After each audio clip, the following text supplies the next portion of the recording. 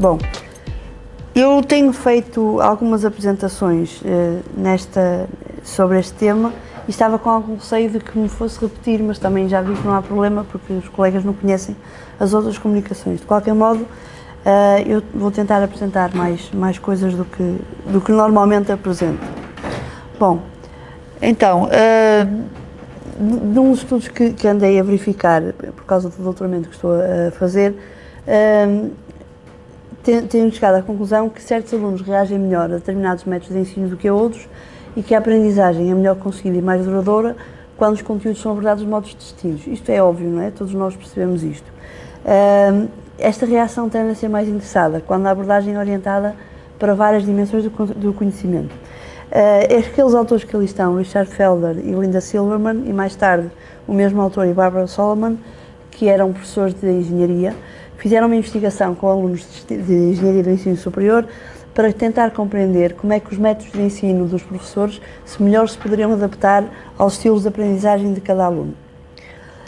E então, como resultado das investigações, definiram o que eles chamaram de learning styles, ou estilos de aprendizagem, que não têm a ver com níveis de raciocínio, não têm a ver com capacidades, não são opostos, não são níveis de inteligência, nem capacidades intuitivas.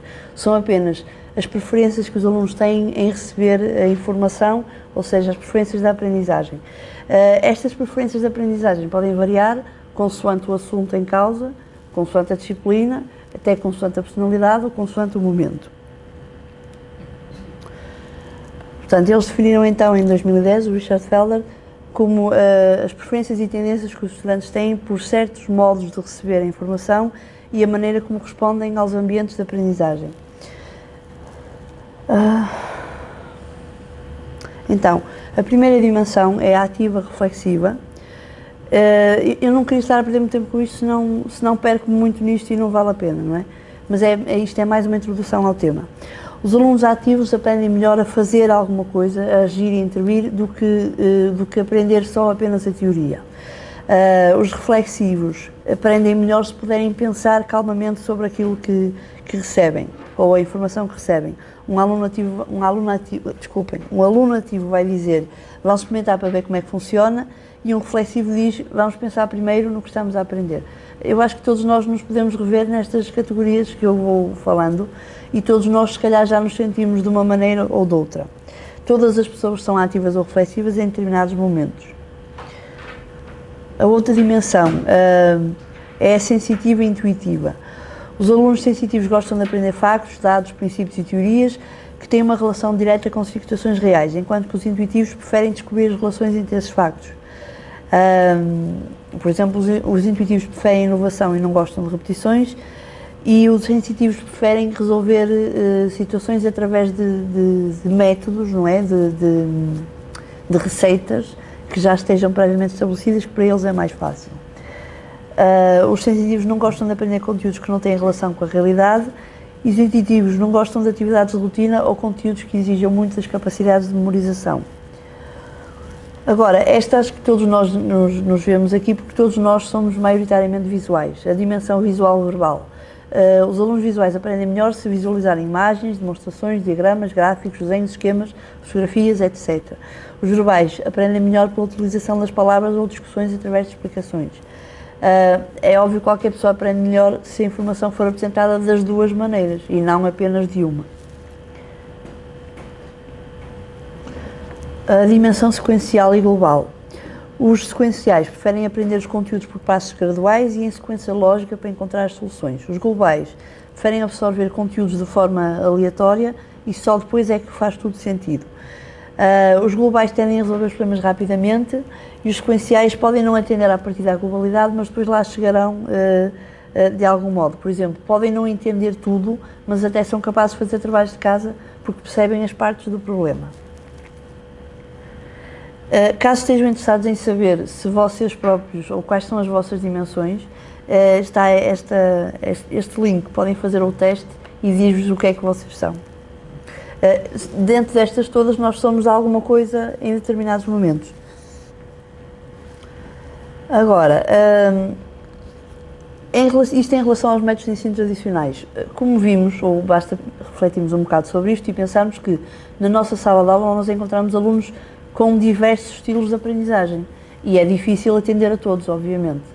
Ou atendemos aos sensitivos, ou atendemos aos globais, ou aos visuais, ou aos verbais. Portanto, o que acontece é que os métodos de ensino tradicionais não têm sido os mais adequados para atender a estes estilos de aprendizagem. Para já, porque requerem dos alunos uma atitude passiva, muitas vezes pouco criativa e também pouco interventiva. Não atendem aos alunos visuais, muitas vezes a informação não é dada de modo visual, às vezes é fornecida por escrito nos manuais ou no quadro. Não é necessariamente assim, nós já vamos mudando as contas, utilizando PowerPoint e por aí fora, mas isso muitas vezes não chega. Os autores, os Feller e Silverman, propuseram os estilos de ensino que melhor poderão, na perspectiva deles, responder a todos os estilos de aprendizagem. É claro que nós não podemos fazer todas estas estratégias que eles dizem, algumas até são difíceis de levar a cabo, requerem alguma preparação, eles próprios reconhecem que requer preparação, especialmente se forem atividades práticas, mas o professor pode ir experimentando uma ou outra e depois vai adaptando as estratégias que achar melhor à sua prática letiva. Então, também mais ou menos não queria estar a perder muito tempo com isto. Motivar a aprendizagem e apresentar as relações dos conteúdos dados com os que foram abordados previamente e os conteúdos que se lhes seguirão, acho que isto é importante quando falamos no assunto. Isto vai ser importante para quando dermos esta matéria, ou quando dermos essa matéria, relembramos isto foi dado anteriormente e isto tem agora razão de ser, acho que isso é importante. Se for possível relacionar com as outras disciplinas também é o ideal e com a experiência pessoal dos alunos. Isso obviamente que será difícil, dependendo das disciplinas. Estabelecer pontos de situação para a informação concreta que é abordada, isto é importante para determinados alunos. Providenciar oportunidades para eles fazerem outra coisa além de estar a transcrever notas. Providenciar trabalhos de grupo em tempo extra e aula, isto é bom para os alunos globais. Contrabalançar a exploração de conteúdos que envolvam a resolução de problemas com outros que envolvam a compreensão global do que é lecionado. Seguir metodologias para apresentar, científicas para apresentar conteúdos teóricos. Providenciar ilustrações explícitas de conteúdos, isto é bom para os alunos intuitivos e sensitivos. E elogiar as situações criativas ainda que incorretas. Eu suponho que todos nós já fazemos algumas destas coisas, não é? Se calhar não fazemos com a atenção de que estamos a dirigir-nos àqueles estilos de aprendizagem dos alunos e, portanto, é importante termos esta noção, penso eu. Agora, por exemplo, utilizar imagens, esquemas, filmes e gráficos antes, durante e depois da apresentação dos conteúdos que são expostos verbalmente, isso também dependendo, obviamente, dos conteúdos. Providenciar demonstrações que permitam o contributo ativo do aluno, se possível que ele possa agir, experimentar e interatuar. Não ocupar cada minuto de aula com exposições verbais ou de escrita, mas providenciar intervalos, ainda que sejam muito breves, para os alunos reflexivos, poderem refletir sobre o que estão a aprender. Utilizar, sempre justificado, tecnologia informática em tempo de aula, de modo que os alunos possam visualizar, agora eu estou a adaptar isto para a geometria e para a geometria descritiva, modelos dos conteúdos abordados ou o tipo de imagens e implicações a que os alunos reagem sempre bem. Eu vou-me focar muito nesta estratégia, como é evidente, é para isso que estamos aqui. Também importará dialogar com os alunos sobre estes estilos de aprendizagem, porque eles muitas vezes não se apercebem que eles próprios também sentem estas dificuldades e também há a grande dificuldade de meio académico nós podemos atender a toda a gente. Temos turmas enormes, cada vez piores, e é difícil conseguirmos conciliar tudo e darmos atenção a todos os estilos de aprendizagem. Este link que está aqui depois estará no final e obviamente estará também no PowerPoint que depois poderão consultar. Agora, focamos então nas tecnologias informáticas. Quando elas são utilizadas em contextos educativos e em complemento das aulas tradicionais, são as que mais comprovadamente têm demonstrado potencialidades para atender a estes estilos de aprendizagem. Porque, em primeiro lugar, têm características de visualização que são fortemente apelativas, geram grande motivação e, da minha experiência de alunos, ficam muito interessados quando a gente utiliza o computador em sala de aula. Obviamente estamos a falar de utilizar o computador em sala de aula de forma sustentada e justificada. Não é utilizar o computador só para utilizar o computador. Eu devo dizer que Eu, quando lecionava, agora não tenho lecionado por outras razões, mas quando lecionava, tirando um conteúdo ou outro, as aulas são todas dadas por computador. Portanto, tenho todos os exercícios feitos por computador, em software de geometria dinâmica, e o exercício vai-se resolvendo, ou então há outra demonstração qualquer, mas tenho sempre computador. Infelizmente não é possível pôr os alunos a utilizar o computador e a utilizar os programas que eu utilizo. Isso implicaria outra disciplina, introdução ao GeoGebra, coisa do género, para explicar como é que aquilo funciona. Mas teria muito interesse e até eles, se calhar, estariam dotados de outras capacidades. Mas temos que lidar com o que temos e temos o programa que temos de cumprir, portanto, dentro das limitações que temos, conseguimos agir. As tecnologias digitais devem ser utilizadas como ferramentas pedagógicas nas escolas e na maior parte das disciplinas, porque contribuem de forma muito positiva e, mais ainda, se puderem promover a interatividade e possibilitarem experiências pedagogicamente significativas e diferentes do contexto educativo tradicional. Eu limitei, por necessidade de concisão, limitei a minha apresentação a exemplos do GeoGebra, mas tinha outras questões e modelos de realidade aumentada, por exemplo, que também foram criados noutro contexto, mas que eu não trouxe aqui por uma questão de tempo, mas isso também teria interesse. Esta investigadora, a Iman Osta, diz que de todos os conteúdos curriculares de ensinos básicos e secundários, a geometria é um dos conteúdos que mais pode beneficiar com a exploração ativa das tecnologias informáticas e dos seus benefícios. E isto é particularmente verdade no que toca a softwares de geometria dinâmica, que vieram revolucionar a didática da geometria. Não vieram revolucionar a geometria, vieram revolucionar a didática da geometria. Outros autores, como aqueles que ali estão, que eu não sei ler o nome de segundo, portanto nem vou tentar, denotam que os softwares de geometria dinâmica vieram permitir a exploração de múltiplas possibilidades na didática da geometria e uma perspectiva inovadora baseada na experimentação, que não havia antes e que os métodos de ensino tradicionais não poderiam conseguir. Portanto, se a didática da geometria evoluiu significativamente com software de geometria dinâmica, o mesmo acontecerá inevitavelmente com a didática da geometria descritiva. E aqui volto a abrir um parênteses. A geometria descritiva como ciência está acabada, não tem nada de novo. Já está definida e não tem nada de novo que se possa apresentar.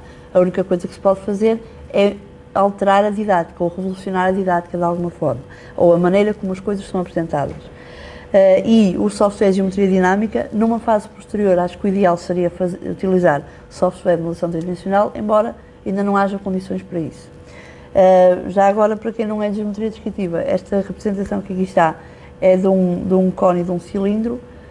O que está em baixo é visto de cima, o que está em cima é visto de baixo. Claro que é um desenho complicado, não é? Os recursos digitais podem otimizar a didática da geometria descritiva porque favorecem o desenvolvimento de um ensino-aprendizagem baseado na experimentação e na descoberta e trazem novas possibilidades educativas porque proporcionam uma componente dinâmica que permite visualizar graficamente várias possibilidades a partir de uma única operação concreta. E depois, a outro nível, pode-se operar diretamente no espaço virtual com conceitos geométricos. Isso é uma coisa absolutamente interessante que depois se poderá fazer. Eu gosto de sempre trazer esta imagem aqui porque é de um livro importante de um autor, do Marcos Leitão. É um desenho de 1909, de um quadrado, mais uma vez, abaixo daquela linha horizontal é visto de cima, portanto é um quadrado assim, e em cima é visto de frente. Aquilo parece um desenho de geometria dinâmica. E eu até tenho aí uma coisa parecida com este, porque é ele assim, depois assim, assim e assim, visto de várias maneiras. E é um desenho de 1909. E está fantástico. Aliás, este livro anda a ver se o compro, mas é bastante caro e só em alfarrabistas e é raríssimo. Mas as imagens são belíssimas, como estão a ver. Sendo então a geometria descritiva a ciência que lida com a representação de objetos tridimensionais e a compreensão das suas relações no espaço, vai perder uma enorme vantagem se não se apropriar da oportunidade de utilizar os métodos de visualização que as ferramentas digitais proporcionam e que são extremamente motivantes e que facilitam a compreensão e que promovem uma compreensão mais eficiente dos conteúdos. E, obviamente, isto trará uma aprendizagem mais ativa e menos superficial da disciplina. Portanto, eu ando a lançar esta ideia, mas ando só a lançar esta ideia. Depois, o público tem sido cada vez menor, portanto, agora, desculpem-me. É preciso reorientar a didática da disciplina, porque ela está parada no tempo. Há, como eu disse há bocado, professores que lecionam a disciplina como se fosse no século XIX. E nós já não estamos no século XIX, não é? Nem no XX sequer, quanto mais. Portanto, é preciso revolucionar, reorientar as coisas para as novas tecnologias e para as possibilidades que elas nos podem trazer.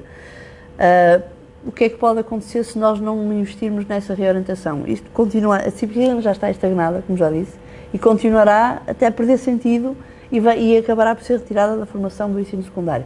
Já não a falar nisto há muito tempo. Isto é uma coisa que está sempre tudo com medo e não. Temos a sorte que o nosso Ministro da Educação, por muito mal que seja, gosta da disciplina, portanto deixam-a estar. Também, como sabem, quem está na área de artes é a disciplina mais rigorosa e mais difícil e, portanto, convém estar, não é? Pronto, é um bocadinho o último bastião do raciocínio. Mas temos de ter cuidado porque a disciplina foi desaparecendo dos currículos de ensino secundário e também pode acontecer o mesmo aqui. Porquê é que é necessário ter geometria descritiva hoje em dia?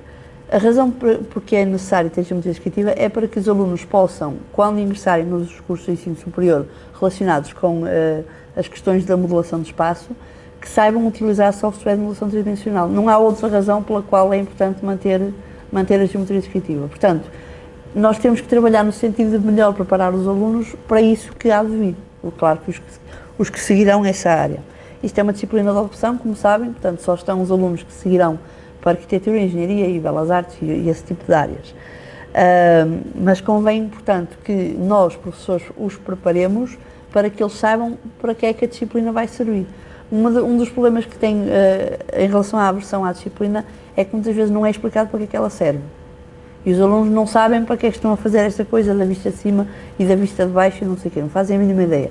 E convém explicar porquê de início, porquê que é assim e depois para que é que serve, não é? Qual é o objetivo da disciplina, que é, eles têm que adquirir a destreza necessária para operar eficientemente em ambientes virtuais e melhor compreender e modelar o espaço quando chegar à altura. Isto é um exemplo de um desenho que foi feito para a Ópera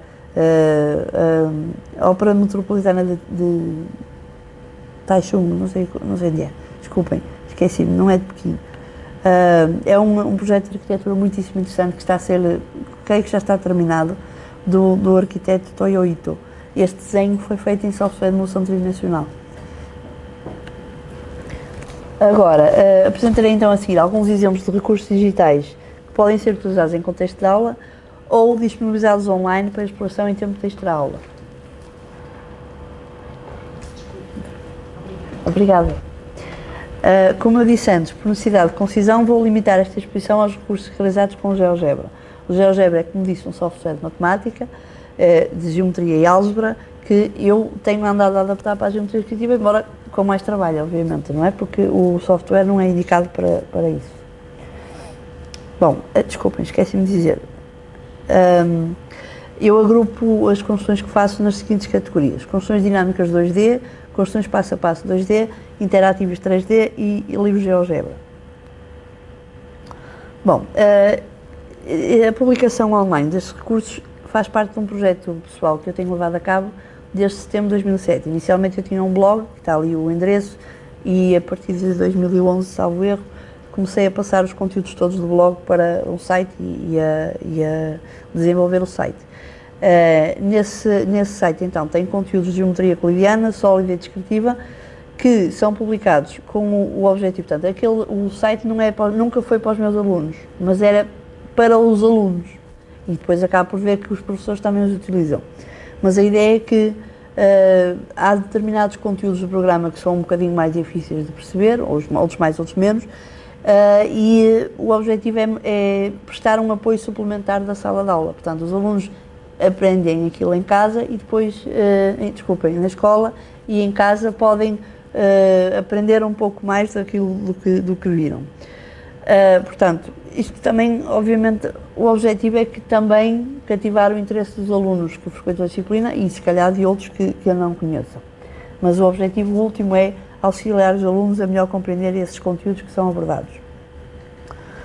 E então, há uns anos atrás, isto agora vai parecer estranho porque só tenho um colega que é de geometria e já há muito tempo, não é? Não, Sim. Não, o que eu quero dizer é que não está agora atualmente com essas coisas.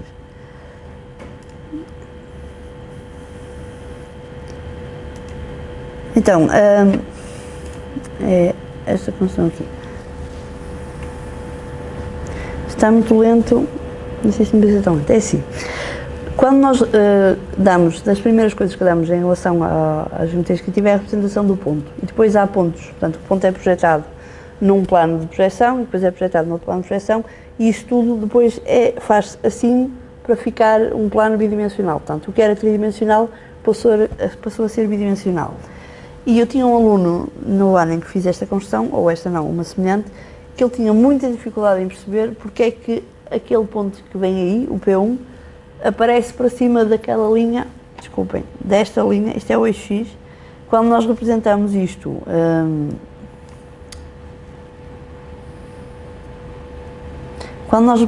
no plano, portanto vai ficar ali quando eles fecharem, e ele tinha dificuldade em perceber porque é que o P1 ficava para cima do eixo X. Então, há pessoas que dizem simplesmente, pontos da segunda diária têm o P1 para cima do eixo X. E eu explicava com modelos tridimensionais, explicava de várias maneiras, e pronto, ele não percebia. Então eu fiz este desenho, não sei se ele percebeu a partir daqui, mas o objetivo foi auxiliá-lo a ele a tentar perceber porque é que o P1 ficava para cima do eixo X e outros também que tenham essa dificuldade.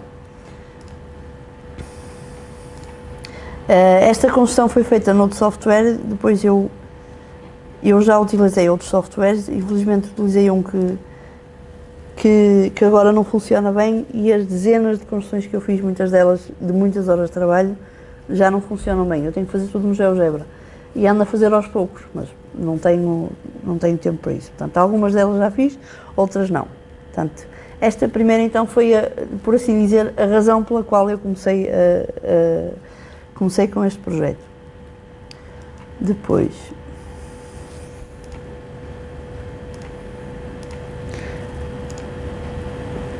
aqui dá para fazer coisas um bocadinho mais complicadas.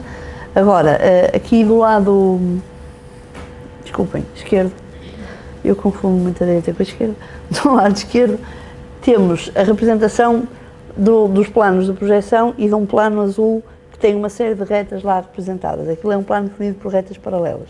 E ao lado temos um exercício, é uma épora, que é assim que nós designamos.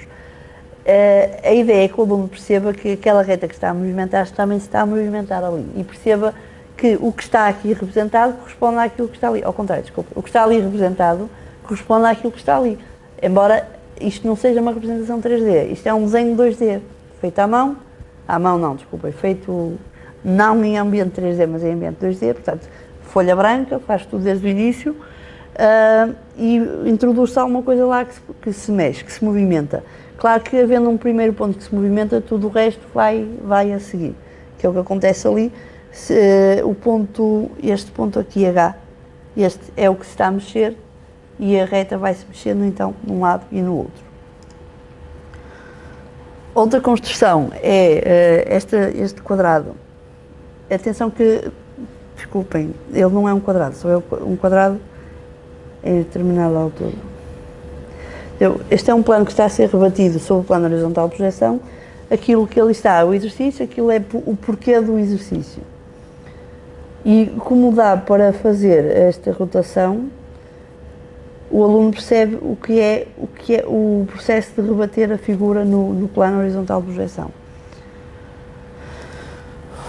Se tiverem alguma coisa para dizer, estejam à vontade, está bem?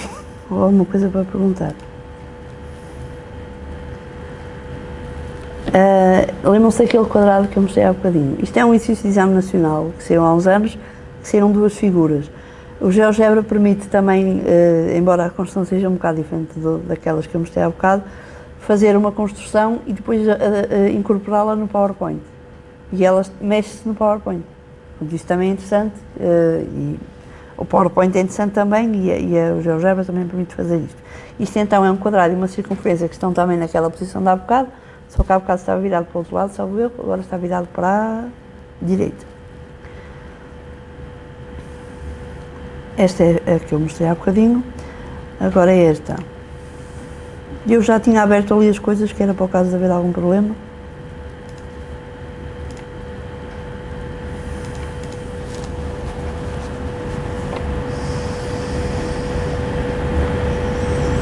Aqui é um cone de base horizontal Portanto, o cone visto de cima, o cone está a movimentar-se, é um cone oblíquo, sempre a fazer assim, e aquele plano vermelho é um plano secante que o está a seccionar. Agora, neste momento, não está a seccionar.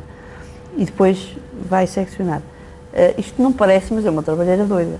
E vocês não fazem ideia qual é a parte que deu mais trabalho. É aquela parte em que não secciona. Essa é que deu muito trabalho. Foi a pior. Mas pronto, acho que ficou bem conseguido e é interessante e dá para o aluno perceber que a secção, neste caso, por exemplo, aqui então, a tal parte em que não há secção, a secção é uma elipse e quando chega àquela linha apontilhada, quando o plano coincide com aquela linha, é uma circunferência.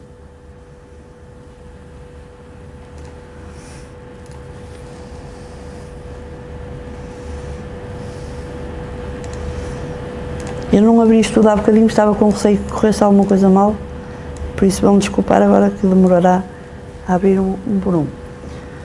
Aqui são duas pirâmides de base horizontal, hexagonal. Aqui deste lado o vértice vai para cima e para baixo e nós vamos vendo as faces coloridas em cima que aparecem em baixo. Só estão estas três, não sei se vê que isto é um amarelo clarinho, que está ali a face visível e depois a outra que são invisíveis. Aqui ao lado, estas deu mais trabalho, porque aqui não só a base está a rodar, como o próprio vértice também está a rodar, mas as invisibilidades estão sempre bem. Senão não estava aqui, claro. Pronto, isto dá para o aluno perceber em que situações é que é visível, em que não é visível e por aí fora.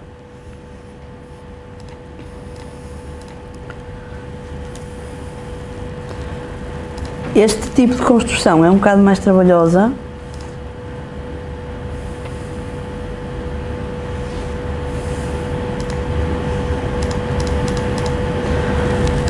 porque é uma construção dinâmica que tem ao lado a representação dos planos bidimensionais em perspectiva e ao lado a representação em épora.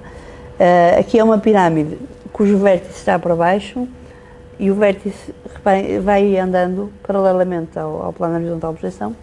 Vou falar ali, aqui, este vértice vai andando para um lado e para o outro e ao lado a representação em épora também vai alterando de acordo com o que está feito ao lado.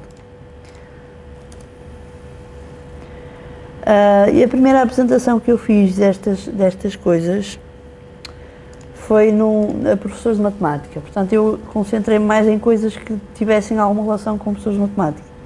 Eu aqui já trouxe mais coisas da geometria descritiva porque pensei que ia ter mais pessoas da geometria descritiva, não é? Então aqui é um cubo que está a ser seccionado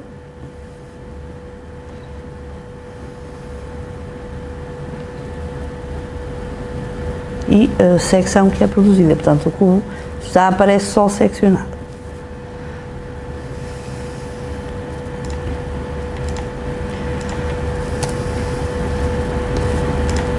Aqui é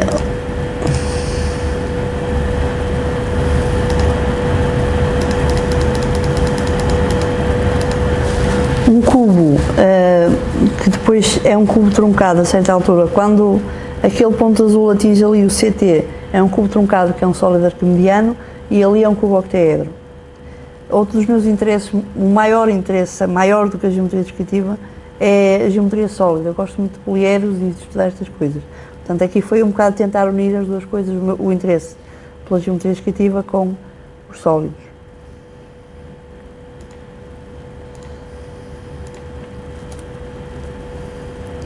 Agora, portanto, aquelas construções, como eu tinha dito, são 2D, pode-se movimentar a um ponto e pouco mais, mas tentar perceber as questões. Estas que aqui estão, desculpem, aqui. Estas agora que vou apresentar são construções passo a passo. Aqui é mesmo para o aluno, em casa, com calma, tentar perceber, tem um exercício e tenta resolver o exercício sozinho, ou se não conseguir, está aqui a resolução passo a passo. Pode ir diretamente para o fim, pode voltar ao início, ou até pode carregar ali e ele resolve sozinho. Isto é obviamente que eu fiz para um exercício de geometria descritiva, pode ser feito para outro qualquer, não é? Para um exercício de geometria plana, por exemplo, funciona muito bem com este tipo de apresentação.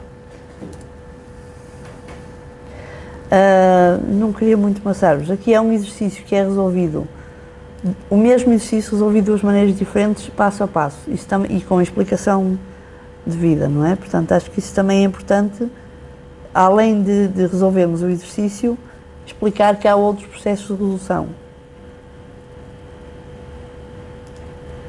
Esta página está cheia de construções, por isso demora um bocadinho a abrir. Aqui não, o exercício aqui já aparece resolvido, mas anda-se para trás.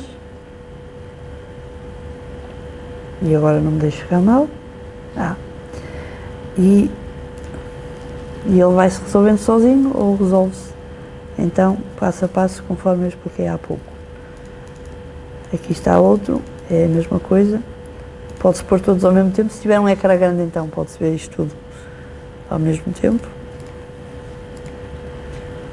Aqui pode-se pôr mais, os 2 segundos é entre cada passo, pode-se pôr menos ou mais, conforme o que se queira. Isto faz parte também de uns recursos que foram disponibilizados para professores, portanto eles podem utilizar isto em sala de aula, projetar isto aos alunos, não estou a dizer a partir do site, mas a partir de outro recurso, podem projetar isto então em sala de aula aos alunos, porque isto é aquilo que eu fazia. Portanto, eu tentei, a partir de outro projeto de que sou autora, transpor um pouco da minha experiência como professora para os outros professores e, portanto, disponibilizei os materiais que eles também podem utilizar.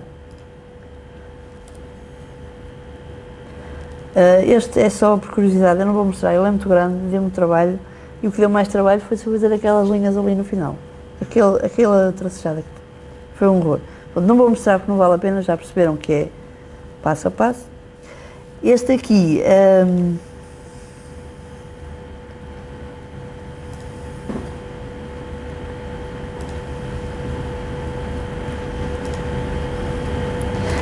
eu ainda não tenho no site. Para já, eu não gosto de ter, foi uma espécie de encomenda que recebi do ISCTE, porque eles queriam criar uma plataforma para alunos de geometria descritiva. E então, a ideia, a colega com quem eu falei do ISCTE, gostou da ideia das construções passo a passo e quis que eu fizesse, portanto, aqui é aquelas representações de há bocado, que é os planos de projeção e ao lado a épora, e que fizesse passo a passo. Isto é uma trabalheira doida e como era um exercício de exame, não eram exercícios feitos por mim, não gosto do resultado final porque eles não ficam bem. Isto é, não fica bonito no final, fica uma coisa esquisita. Se fosse um exercício feito por mim, agora como isto é muito trabalho, não dei continuidade a este projeto e também acho que ninguém sentiu falta. Pronto. Isto é um exercício de exame nacional que obviamente não está concebido para este tipo de coisa, não é? Portanto, se fosse concebido especificamente para isso, se calhar funcionaria bem. O que é que está a acontecer é que o exercício está a ser resolvido e a explicar o que é que ali se está a fazer, o aluno faz assim, mas aqui está a explicar a que é que isso corresponde. Portanto, este funciona um bocado ao contrário.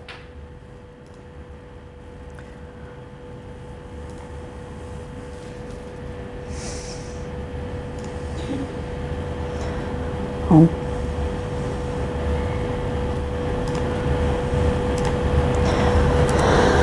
Agora, estas construções, o GeoGebra é um software de ambiente bidimensional e recentemente criou a versão 3D. A versão 3D está fantástica. Saiu em dezembro, salvo erro, eu ainda não tive tempo a explorar aquilo como deve ser, mas estou a adorar. E então,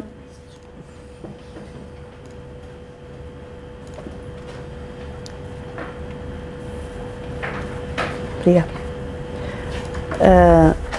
Estou a adorar porquê? Porque isto está em 3D, o aluno pode chegar aqui e mexer nisto, o aluno ou o professor. Portanto, reparem, há bocado não se podia mexer, agora não, mexe-se, faz-se o que se quiser, mas mais ainda, que é o interesse disto, há algumas funcionalidades que eu fazia nas outras construções que ainda não estão disponíveis para aqui. Por exemplo, é possível esconder coisas e eu aqui não consigo fazer porque, como o 3D ainda está em desenvolvimento, ainda dá para deixar a rodar, esqueci-me de dizer. Mas a mais-valia não é essa.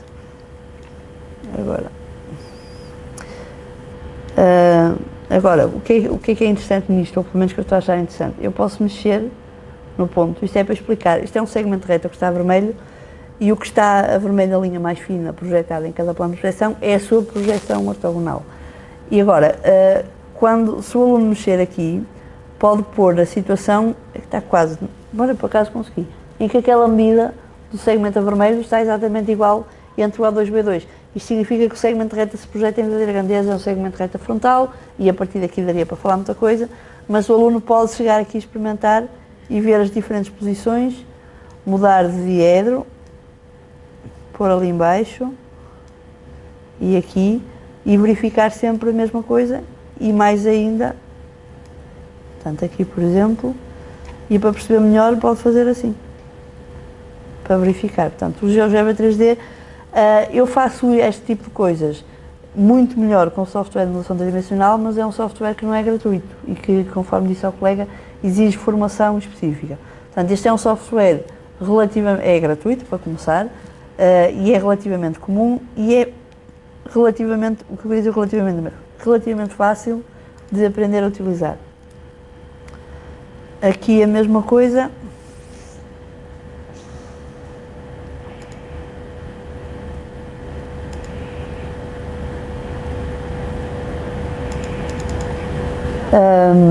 Isto é sobre o ângulo de uma reta com plano.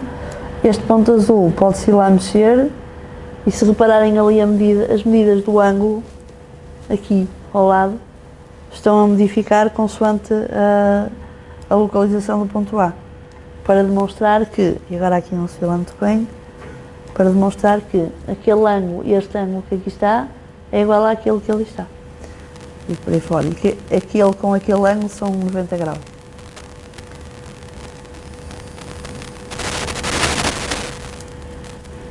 E eu tenho que dizer que eu só fiz 3 construções e fiz especialmente para esta apresentação, que era para trazer alguma coisa de novo, porque senão era aquilo que eu dizia, que são coisas que já são conhecidas. Não sei se são conhecidas, mas pelo menos já as mostrei noutras intervenções. Estas então foram feitas especialmente para aqui. Esta é um bocadinho mais elaborada, mas permite mexer, são 3 pontos que definem aquele triângulo que está ali a azul, e o que está aqui a preto clarinho é o plano que contém aqueles 3 pontos. Eu não fiz as projeções do triângulo, senão isto ficava muito confuso, mas dá para meter para ali.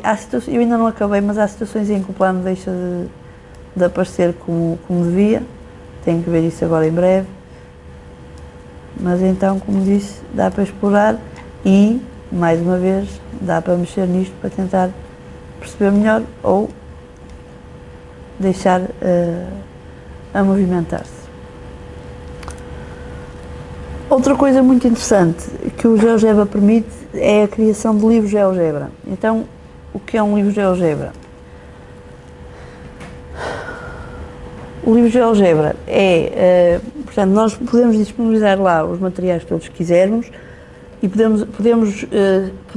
podem ser partilhados para toda a gente ou só partilhados mediante o link. Eu nunca partilho para toda a gente, é sempre a partir do link que é para as pessoas irem ao site ou de alguma maneira utilizarem. Então, por exemplo, aqui tenho aplicações passo a passo de geometria descritiva. Eu estou a pôr isto em inglês, se calhar estou um bocadinho a armar ao pingarelho, não é preciso, mas também se alguém for ver, sempre vê que está aqui a ser feita alguma coisa que terá algum interesse. Pronto, alguém que não seja português ou brasileiro. Então é assim, por exemplo, aqui dá para pôr os capítulos. Então aqui tenho estes exercícios. Isto é um exercício, é um passo a passo, não me importa agora estar aqui a referir qual é, ele vai já aparecer. Está a demorar muito.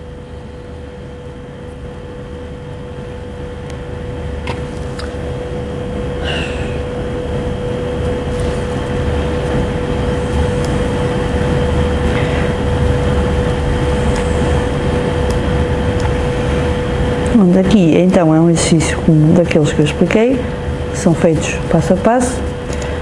Aqui eu volto atrás, portanto, tenho, sobre este tema do programa, tenho estes exercícios, sobre este tenho estes, pronto, alguns têm mais do que outros, não vou estar aqui a explorar nenhum, já perceberam como é que é, são exercícios resolvidos passo a passo de muita coisa. Conforme podem perceber, tenho muito trabalho aqui, muitas horas de trabalho. Isto é aquele que eu falei há bocadinho, que eu mostrei há bocado, das axonometrias também. e das clinogomés também. Pronto, isto é o livro com construção. Eu tenho 4 livros, salvo erro. Tenho um sobre curvas, um sobre geometria plana. Esse não vim mostrar porque é fora do âmbito da geometria descritiva e queria então apenas mostrar estes. Este então este é novinho, porque é aquele das 3 construções que eu mostrei há bocadinho. Vai ter mais gente em breve.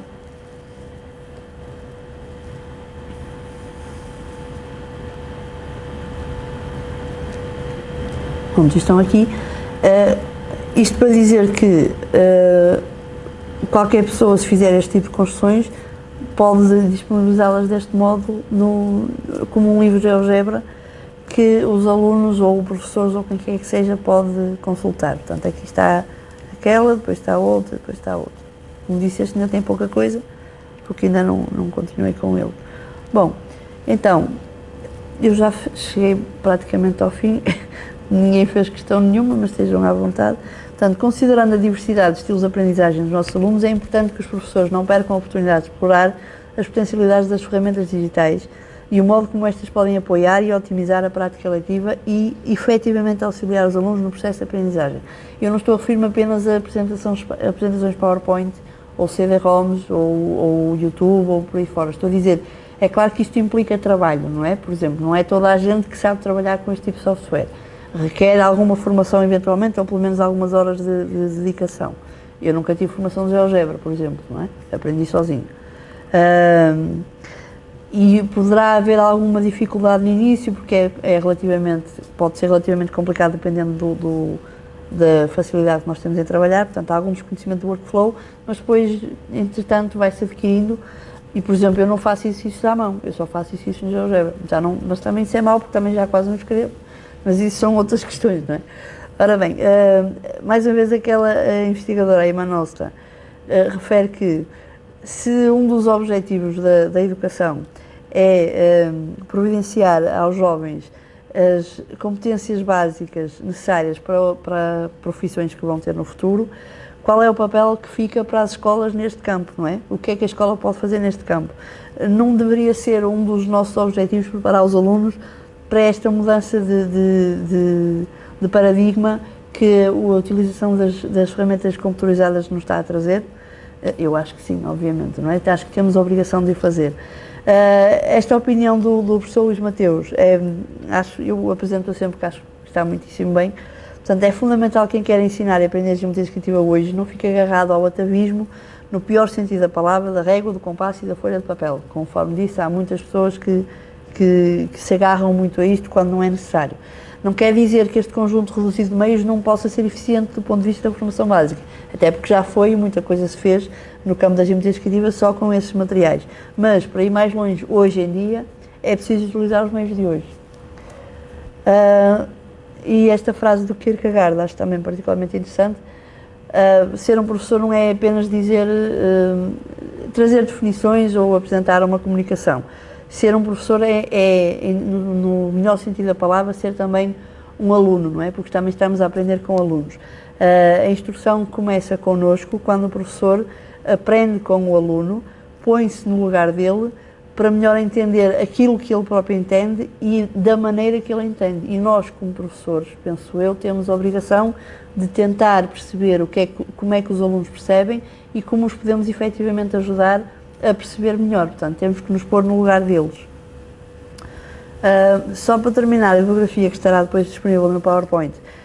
Esta apresentação foi baseada quase inteiramente nesta comunicação que está aqui neste artigo, que eu apresentei numa conferência em Granada e que está disponível naquele link, foi publicado naquela revista.